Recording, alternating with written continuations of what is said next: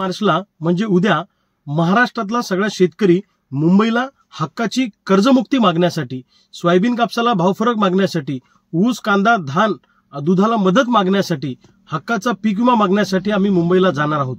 परंतु इंग्रजाला सुद्धा लाजवेल अशा पद्धतीने बुलढाणा पोलिसांनी आणि महाराष्ट्रातल्या पोलिसांनी माझ्या सगळ्या प्रमुख शिलेदारांना रातोरात अटक केलेली आहे। झोपेतून रात्री फरफटत आणलं, जबरदस्ती उठून आणलं आणि पोलीस स्टेशनला अटक केली। सरकार शेतकऱ्यांना एवढं का घाबरत आहे?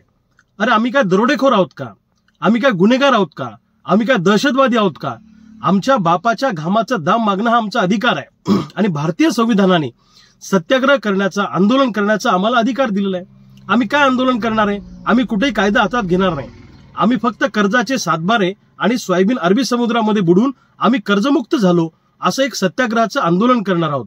परंतु एवढा त्रास पोलीस देत आहेत की ज्या लोकांनी आमच्या गाड्या केल्या त्या ड्रायव्हरला सुद्धा अटक केली, दुसऱ्या बाजूला त्या गाडीच्या मालकाला सुद्धा डिटेन केलं, आमच्या सगळ्या सहकाऱ्यांना अटक केली। माझ्या घरच्या सुद्धा, माझी आई असेल, माझी पत्नी असेल, आमच्या वहिनी असतील, यांना सुद्धा त्रास देण्याचं काम बुलढाणा पोलीस करतायत। माझ्या पत्नीची आई हॉस्पिटलमध्ये ऍडमिट आहे, माझ्या पत्नीचे मामा वारले, त्यांचं रक्त विसर्जन आज आहे आणि पोलीस घरी जाऊन म्हणतात की तुम्हाला डिटेन करायचं, अटक करायचंय।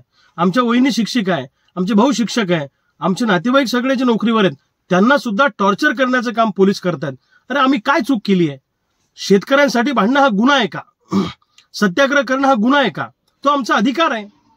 तुम्ही कायदेशीर काय कारवाई करायची ती माझ्यावर करा, पण माझ्या नातेवाईकांवर, माझ्या मित्रांवर, माझ्या सहकाऱ्यांवर जोर जबरदस्तीनं दादागिरी करणं हे कदापि खपून घेतल्या जाणार नाही। मी सध्या भूमिगत अवस्थेमध्ये आहे आणि मी मुंबईमध्ये पोहोचलेलो आहे।